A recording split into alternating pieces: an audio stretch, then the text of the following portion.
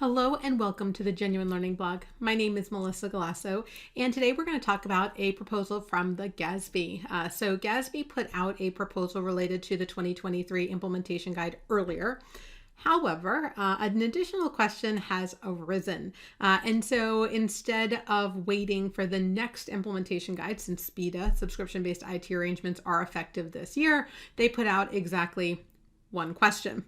That one question, when approved and finalized, will be included in the 2023 implementation guide. So this is just a very short one question addition to the implementation guide that has already gone out for comment.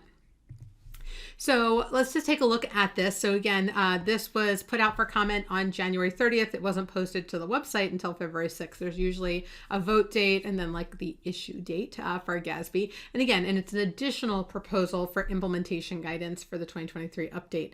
And so comments are due March 10th of 2023. Again, we really want this out as soon as possible since SBITA is effective this year. And the goal obviously here is to make sure that we clarify and explain some of GASB 96 subscription-based IT arrangements. And so again, this is just a supplement to what we already have.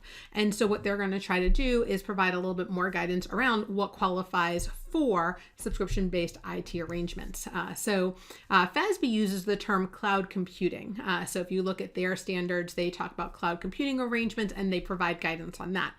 GASB obviously uses the term SBITA, subscription-based IT arrangement.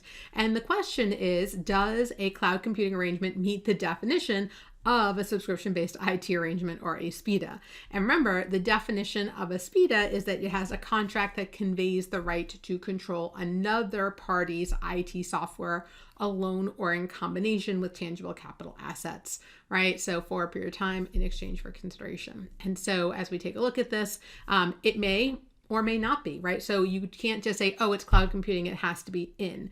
Typically, there are three different types of cloud computing. You can have software as a service or SaaS, platform as a service, but now also infrastructure. And all of these different methods do provide the customer with the right to use a combination of software and capital assets. However, you need to evaluate whether they convey control to use of the right to use that IT asset, right? So when we get into GASB 96, what we're really looking for is that concept of control.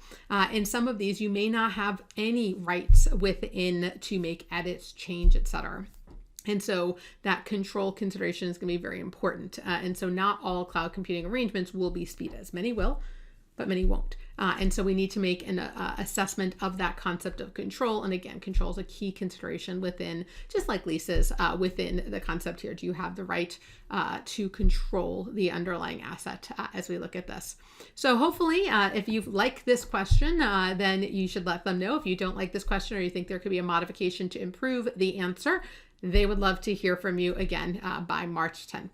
So it's a short but sweet one today, but it is important that we know, again, if this is finalized, it will be in the final implementation guide for 2023, which would be out later this year. So thank you guys so much for joining me today on the Genuine Learning Blog, and I hope to see you on a future vlog. Have a great day, guys. Bye-bye.